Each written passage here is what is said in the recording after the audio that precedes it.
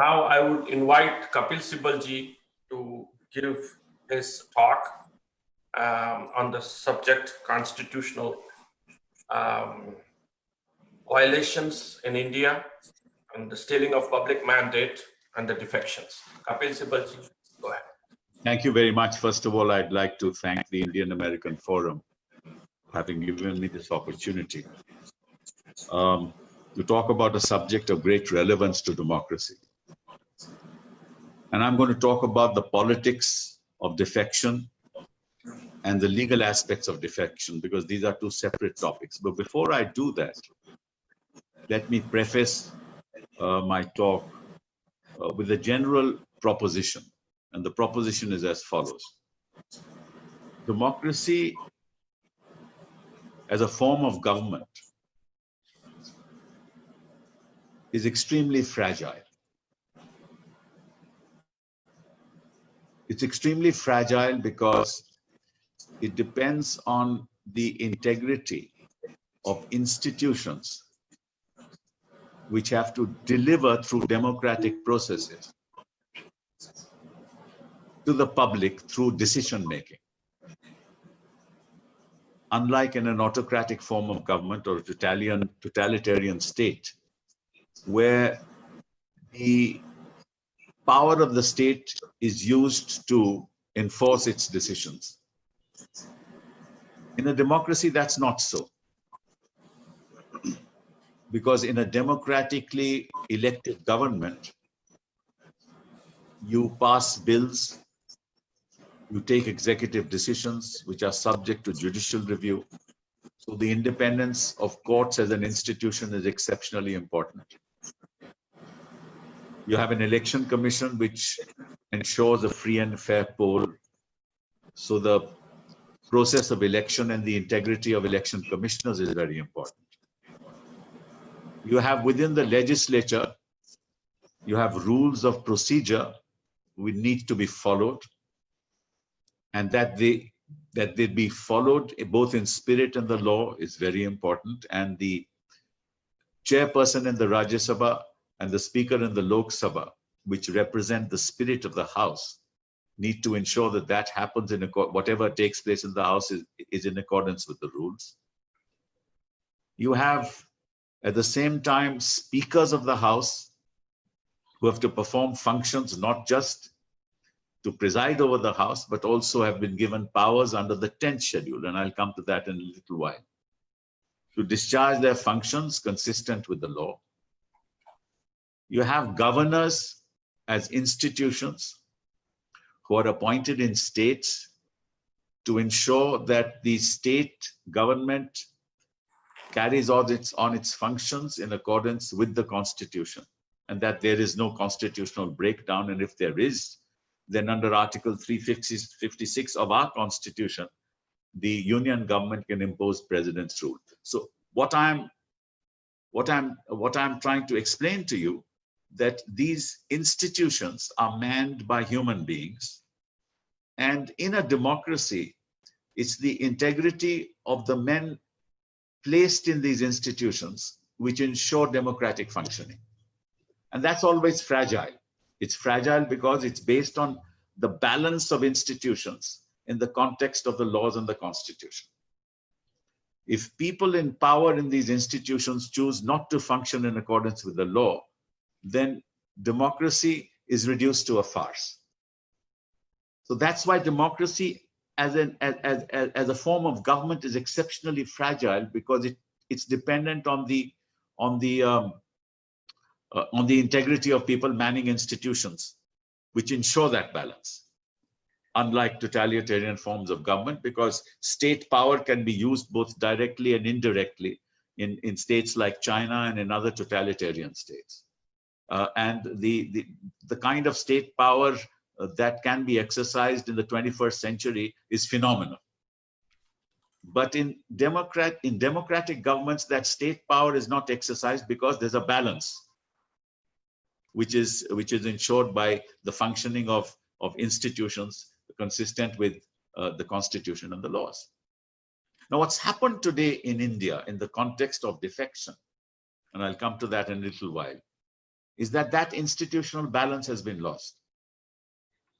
So democracy has become a farce in this country. Now, let me just explain to you the law first on defection.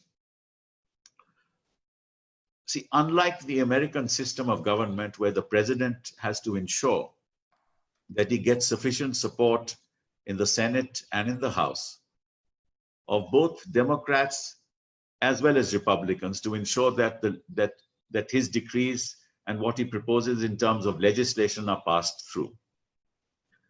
And there is no such thing as an anti-defection law because he has to really reach out to both parties, his own party as well as the opposition, because within his own party, he may have opposition and he can reach out to the other party as well. So that's not a problem. And if the measure of the president is unpopular, we'll make sure the Senate and the House make sure that it's not cleared unless the president renegotiates his particular proposal. That's the system in the United States, unlike in India. In the UK, where we have a parliamentary form of government, again, there is no such thing as defection. The common law, which has been going on for several years now, is that when it comes to passing of the budget, the members of the party that is in power are obliged to support the budget. Why? Because if the budget falls through, the government falls. And in respect of important policy matters or a no confidence motion, the party must support the government, because if the no confidence is passed, the government falls. So any legislation which ends in the fall of the government must be supported by the party members in the House, in Parliament. Because then, of course, as you know, in the House of Lords, there's no role to play as far as falling of governments is concerned. In India, the situation is different. Why? Because on all matters, the party in power issues a whip, especially important legislations. And the members of either the opposition or the government are required to follow the whip in all matters. If they defy the whip, their membership can be terminated through a disqualification petition. Now, when the 10th schedule came into force, there were two grounds on the basis of which a member can lose his membership of the House. The first ground was that if he voluntarily gives up the membership of the party. If he voluntarily gives up the membership of the party. That's one ground. The second ground is if he violates the whip in the House. Right? So one condition of defection is violation of the whip. That happens only in the House. It cannot happen outside the House, because the whip is issued only inside the House. So that's something that happens within the House. So if you violate the whip, you will be disqualified. But there's a process that has to be followed. The process is you have to give the speaker there has to be a disqualification petition. The speaker has to give 7 days notice, and then an explanation is sought. And then, of course, if the explanation is not found valid by the speaker or the chairperson, whether of the assembly or of parliament, he'll be disqualified. The second happens outside the House.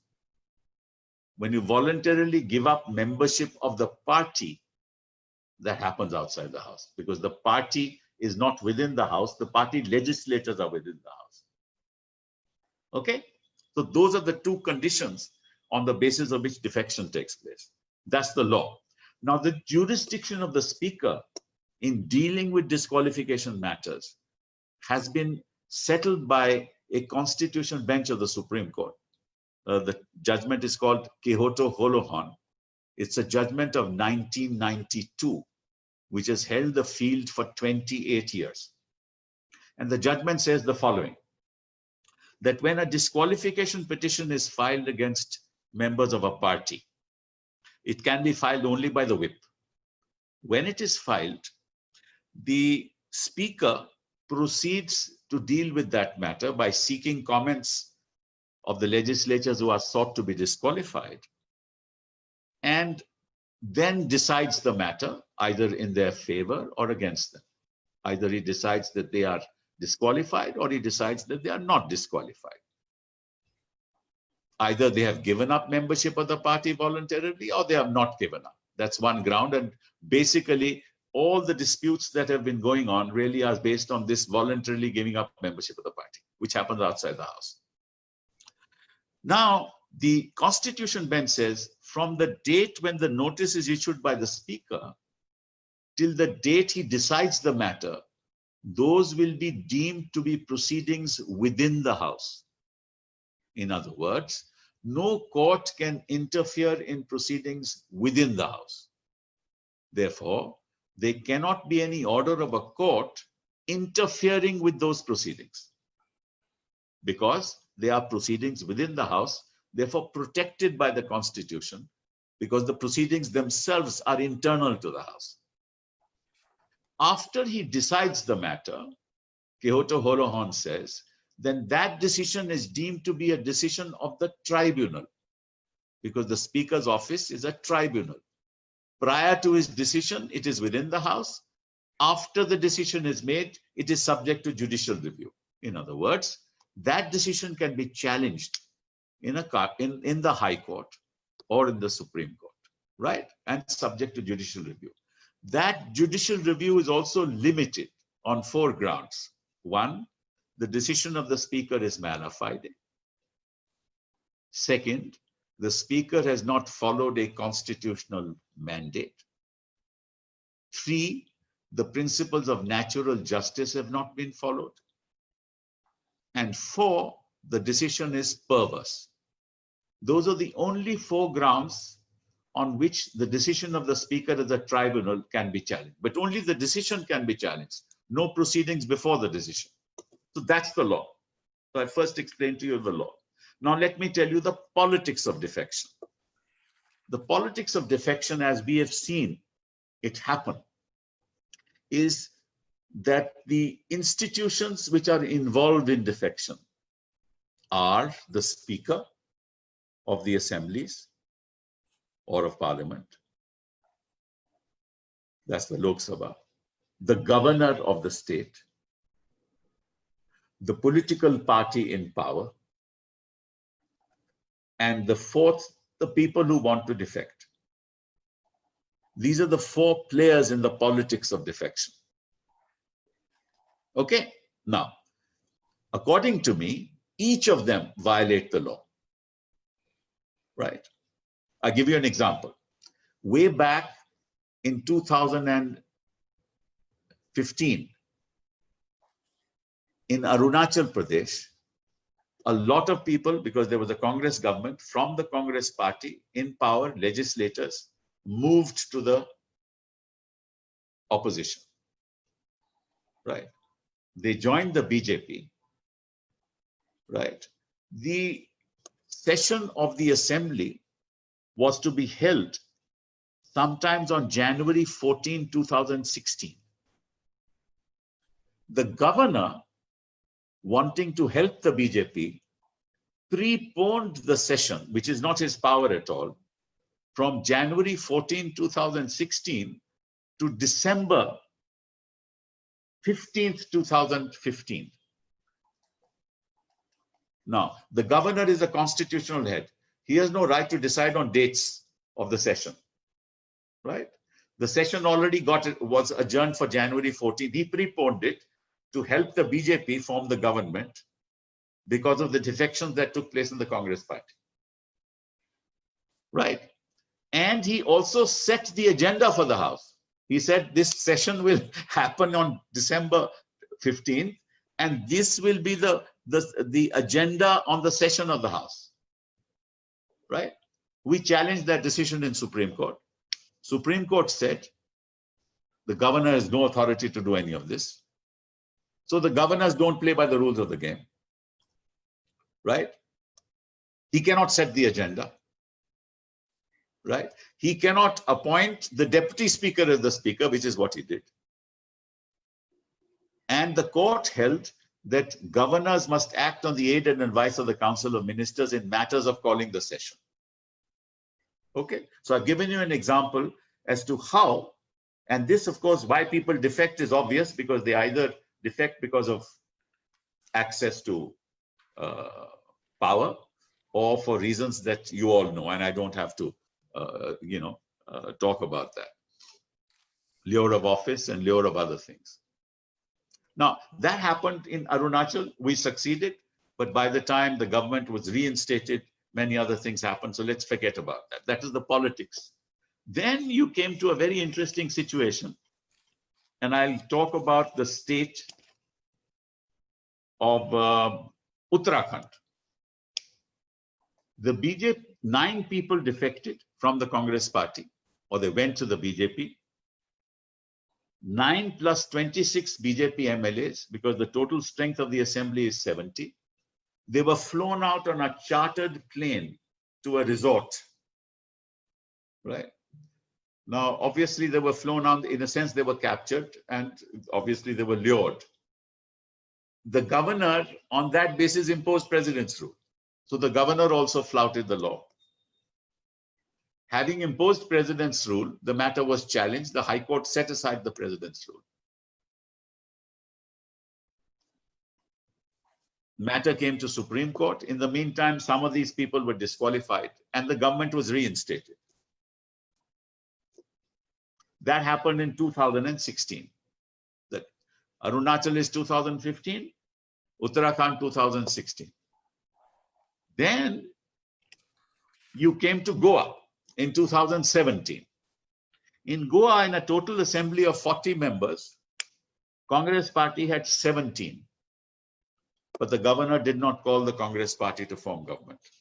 Sarkaria Commission has held that in the absence of a pre-poll alliance, the single largest party will be called upon to form the government, but the governor chose not to do so. And quickly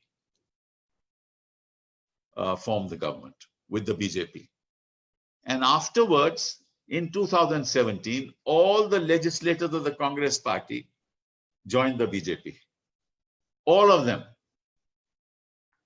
Right? A disqualification petition was filed in 2017, and we are in 2020. That disqualification petition has not yet been decided. So governor played foul. Speaker is playing foul because he's not deciding. It's clearly voluntarily giving up membership of the party, because you have left the party and joined another party while you've been elected on a Congress ticket. But the speaker chooses not to decide. The matter is now pending in Supreme Court. Just a few weeks ago, I got notice from the Supreme Court after 3 years. So when their party is in power, their speaker is appointed, he will not decide a disqualification petition. You go to court and the argument, the court say, what can we do? This is the speaker's domain. So that happened in Goa. Then what happened in Manipur? That's another interesting situation. In Manipur, the same thing happened. Congress had the largest number of members in Manipur. Congress had 28 in an assembly of 60. BJP had 21, but the Congress was not asked by the governor to form the government, contrary to Sarkaria Commission. Then again, they engineered the defections. Not only 6 members of the Congress joined the BJP, but one of them was made a minister. It's clearly against the 10th schedule, because he got elected on a Congress ticket, but he is a minister in the BJP government. We filed a petition in 2017 to disqualify him. The speaker did not decide for 3 years. So we had to go to Supreme Court. The Supreme Court asked the speaker to decide in 4 weeks' time. He said, I will decide in 4 weeks. He again did not decide. The speaker said, give me some more time. The court gave him another 2 weeks. Again, he did not decide. Then the Supreme Court had to pass an order on January 21, 2020, that person who's become a minister will not be allowed to enter the assembly. Again, the speaker chooses not to deal with the disqualification petition to ensure that those who defect are not subject to the law. That happened in Manipur. What happened in Madhya Pradesh? No, before that, Karnataka, what happened? The same thing happened. We had to come overnight to the court and got relief. And luckily, the floor test took place, and we succeeded, and government was formed again. Of course, later the BJP succeeded, and BJP is now in power. The reason why it succeeded is another thing altogether. Then came Madhya Pradesh. The same thing happened in Madhya Pradesh. Members resigned, as Prashanto said. Members of the legislature. What do is they wean away people. They pay them whatever or whatever. And I don't know what they do, but it's obvious what they do. And then lure of office. And then they send their letters of resignation. Even if the speaker were to disqualify them, it's very interesting. There is a provision in the article in the Constitution 164, Article 164, 1B, which says even if you are disqualified, you're only disqualified till the session, till you lose your till your seat is declared vacant. So if I'm disqualified today and there's a re-election, I can again fight and succeed. So that disqualification also doesn't matter. So that happened in Madhya Pradesh. Then came Rajasthan. And in Rajasthan, and again in Madhya Pradesh, all the legislatures were enjoying themselves in a resort in Bangalore under the protection of the BJP government. And now in Rajasthan, where the legislatures are in Haryana, again a BJP. And when we file a writ petition in the High Court grants stay of disqualification. And remember, I told you in Kyoto Holohan, it was held that from the date he takes the disqualification petition till the date the decision is taken, court cannot interfere. But the High Court disregarded the Supreme Court 5-judge judgment and granted stay. And when we went to Supreme Court said, we'll hear the matter. So why am I telling you all this? For 3 reasons. In a democracy, in the absence of institutional integrity, democracy itself is doomed to failure. Democracy as a form of government becomes fragile because the men in power do not discharge their responsibilities consistent with their oath of office. The governor, the speaker, and occasionally the court when it violates the Constitution bench judgment of the Supreme Court. And then the political party in power, which uses money power, right, to destroy institutions and to capture people. And the defectors who for lure of office move to another party. Now, I'll end up by saying 2 things. We know what happened in the US when George Perry Floyd died. When the policeman kept his boot on the neck of that gentleman. And he was about 47 years of age. All of America rose because institutions are strong in America. When President Trump passes an executive order, Congress resists, Senate resists, court resists, the governor of New York resisted, because institutions are strong. Democracy is not fragile. The fragility of democracy is brought about by men of weak integrity who sell their souls for office. And that's what's happening in India. The second thing I want to say to you is that I want to read an address of Learned Hand, an address called The Spirit of Liberty, way back in 1944. And this is what he said. He said, liberty lies in the hearts of men and women. When it dies there, no constitution, no law, no court can save it. No law, no court can save it. And what is this liberty which must lie in the hearts of men and women? It is not the ruthless, the unbridled will. It is not freedom to do as one likes. That is the denial of liberty and leads straight to its overthrow. A society in which men recognize no check upon their freedom soon becomes a society where freedom is the possession of only a savage few, as we have learned to our sorrow. And to our sorrow, I say that freedom today is in the hands of a savage few. And democracy in India is in real danger. Thank you very much. Thank you, Kapil Sibal ji.